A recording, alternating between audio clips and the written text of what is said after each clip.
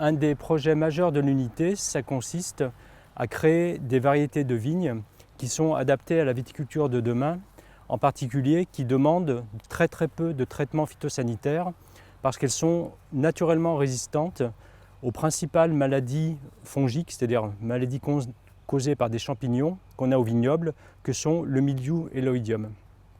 Donc pour ceci, on va utiliser des propriétés de résistance naturelle qu'il y a dans des vignes sauvages, comme celle-ci, qui sont parfaitement résistantes au mildiou et l'oïdium.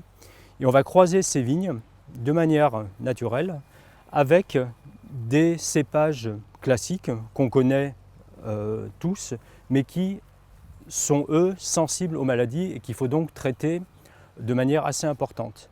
Et l'idée, c'est de combiner les qualités de ces deux types de vignes, la résistance des vignes sauvages avec les qualités œnologiques des vignes cultivées, pour créer des nouvelles variétés de vignes qu'on n'a quasiment pas besoin de traiter. Donc on réduit à peu près 90% le nombre de traitements sur ces nouvelles variétés de vignes et qui néanmoins font des vins d'une qualité irréprochable.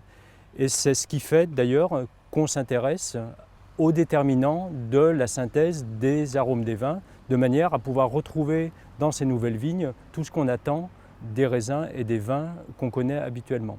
Pour étudier les arômes des raisins et du vin, alors tout d'abord, nous, on se focalise sur les arômes des raisins, parce que les arômes des vins, c'est assez compliqué. Nous, notre question, c'est finalement comment sont formés les arômes des raisins et quels sont les déterminants de la formation des arômes.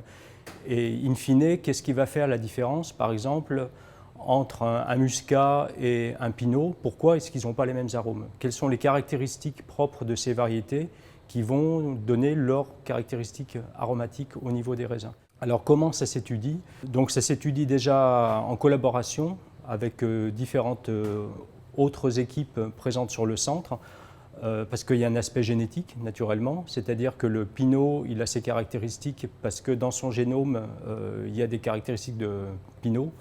Donc là, ce qu'on va essayer de trouver avec nos collègues généticiens, c'est finalement quelles caractéristiques de la plante au niveau génétique va conférer cette capacité à synthétiser des quantités importantes d'arômes muscatés au niveau des raisins.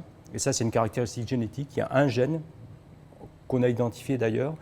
Et après, il y a d'autres cas de figure où là, on ne connaît pas. C'est-à-dire qu'on observe que, par exemple, un Riesling vieillissant, il a des arômes qu'on appelle pétrolés. Ça, on le sait. C'est une des caractéristiques du Riesling et c'est quasiment unique au Riesling. Par contre, on ne sait pas d'où ça vient. Donc, on connaît la molécule. Mais qu'est-ce qui détermine le fait que ça s'accumule que dans le Riesling? On ne sait pas.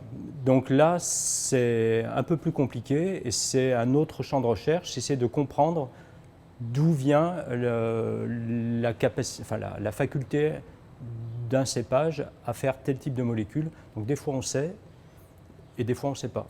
Alors quand on ne sait pas, on essaie de comprendre justement avec nos collègues généticiens, essayer d'associer la présence d'un gène à la capacité à synthétiser une molécule aromatique en l'occurrence. Et ça, c'est ce qui s'appelle faire de la génétique des arômes chez la vigne, qui permet, dans le meilleur des cas, d'identifier des gènes ou un gène qui vont être responsables de la capacité de synthétiser un arôme d'intérêt dans la vigne.